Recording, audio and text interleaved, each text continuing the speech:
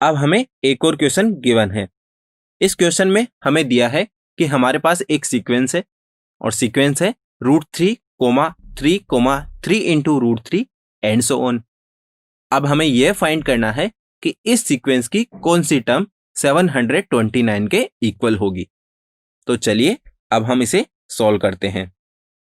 यदि हम क्वेश्चन में गिवन सीक्वेंस के लिए देखें तो उस सीक्वेंस के लिए यदि हम किन्हीं भी 2 कंसेक्यूटिव टर्म्स का रेशियो फाइंड करें तो वह हमें √3 के इक्वल मिलता है।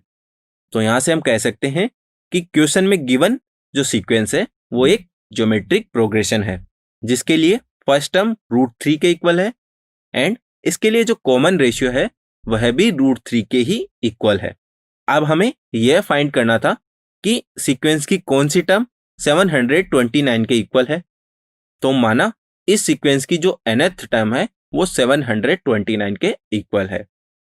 सिंस गिवन सीक्वेंस एक ज्योमेट्रिक प्रोग्रेशन है और हम जानते हैं कि यदि किसी ज्योमेट्रिक प्रोग्रेशन की फर्स्ट टर्म a के इक्वल और कॉमन रेशियो r के इक्वल है तब उसकी nth term a into r की पावर n-1 के इक्वल होगी।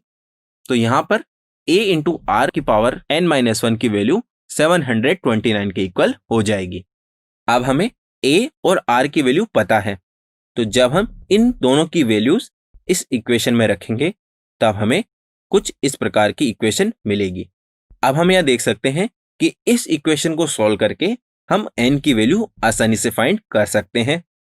तो जब हम इस इक्वेशन को सॉल्व करेंगे तब हमें इक्वेशन मिलेगी 3 की power n/2 is equal to 3 की पावर 6।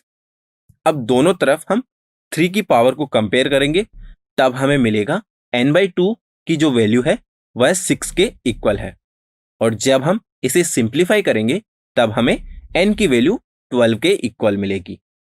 तो हम कह सकते हैं कि जो क्वेश्चन में गिवन सीक्वेंस है उसकी 12th टर्म 729 के इक्वल है।